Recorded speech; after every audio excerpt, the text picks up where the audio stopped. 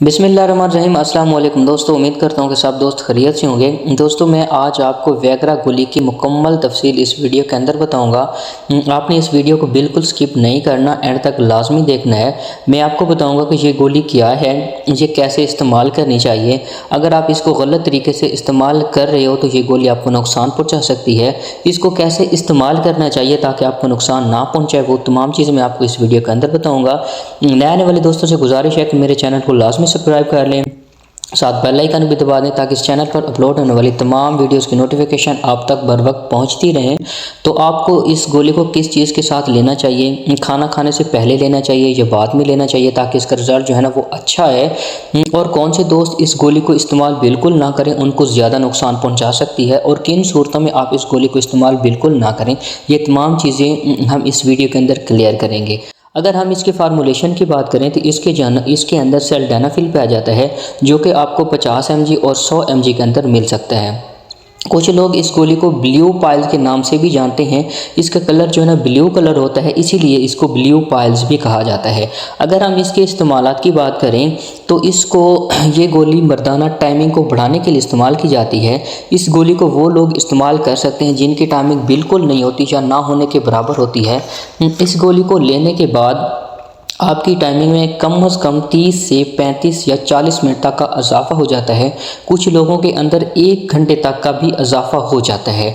50 साल से जिनकी उम्र कम होती है वो बेहतर है कि वो 50 mg की टैबलेट इस्तेमाल करें। अगर आपकी उम्र 50 साल से ज़्यादा है तो फिर आप 100 mg की गोली को इस्तेमाल कर सकते हैं।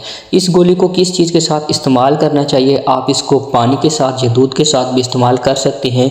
बेहतर है कि जो फैट्स वाली चीज़ें होती हैं उनके ऊपर इस्तेमाल नहीं करना चाहिए, क्योंकि फिर इसकी टाइमिंग जो है ना वो कम हो जाती है। जैसे ज़्यादा ऑयल वाली चीज़ें खाने के बाद इसको इस्तेमाल नहीं करना चाहिए। दोस्तों आपको खाना खाने के बाद इसको इस्तेमाल करना चाहिए, तो इसका रिज़ल्ट भी अच्छा आएगा और नुकसान होने के चांसेस भी कम हो जाएंगे। दोस्तों आपको कितनी देर हम बिस्तरी करने से कितनी देर पहले लेनी चाहिए, आपको कम से कम 30 से 40 मिनट पहले लेनी चाहिए। अक्सर दोस्तों को इस चीज़ का पता ही नहीं होता, वो इस चीज़ में गलती करते हैं जिसकी वजह से इसका रिज़ल्ट जो है ना वो ना होने के बराबर होता है, और जिसकी वजह से इसका रिज़ल्ट नहीं आता। तो दोस्तों अगर हम इसके साइड इफ़ेक्ट की बात करें तो जब आप एक हद से ज़्यादा इसको इस्तेमाल करेंगे तो इसके जो है ना वो साइड इफ़ेक्ट बढ़ जाते हैं। तो आप इस गोली को रोज़ाना इस्तेमाल बिल्कुल ना करें, उसके नुकसान ज़्यादा हो जाएंगे। अगर आप इस गोली को महीने के अंदर 4 से 5 बार इस्तेमाल करते हैं तो इसके साइड इफ़ेक्ट बहुत कम आते हैं या ना होने के बराबर होते हैं। अगर इसके साइड इफ़ेक्ट को देखा जाए तो आपके जिस्म पर जो है ना वो एलर्जी हो सकती है। आपका जिस्म जो है ना रेड कलर मतलब कि सुर्ख हो जाता है। बाज़ औक़ात लोगों में सर दर्द भी होता है, उल्टी भी आती है, मैदे के अंदर दर्द भी हो सकता है, बाज़ लोगों को चक्कर भी आना शुरू हो जाते हैं। तो कौन से दोस्त इस गोली को इस्तेमाल बिल्कुल ना करें, ऐसे दोस्त जो पहले दिल की मेडिसिन खा रहे हैं, मतलब कि उनके अंदर जो है ना वो नाइट्रेट होता है। इस टैबलेट का फंक्शन नाइट्रेट को कम करना, नाइट्रेट एक फार्मूला एक हमारे जिस्म के अंदर एंजाइम होता है, उसको ये रोकती है। तो जो दिल की अद्वियात होती हैं उनके अंदर नाइट्रेट जो है ना वो पाया जाता है। तो ऐसे मरीज़ जो दिल की दवाएं पहले इस्तेमाल कर रहे हैं वो इस टैबलेट को इस्तेमाल ना करें। और ऐसे मरीज़ जो दिल के मरीज़ हैं, कार्डिक फेलर हैं, जो शुगर के मरीज़ हैं, और जिनकी नज़र का मसला होता है, वो लोग इस टैबलेट को इस्तेमाल बिल्कुल ना करें। तो दोस्तों ये थी आज हमारी वैगरा के ऊपर कंप्लीट रिव्यू।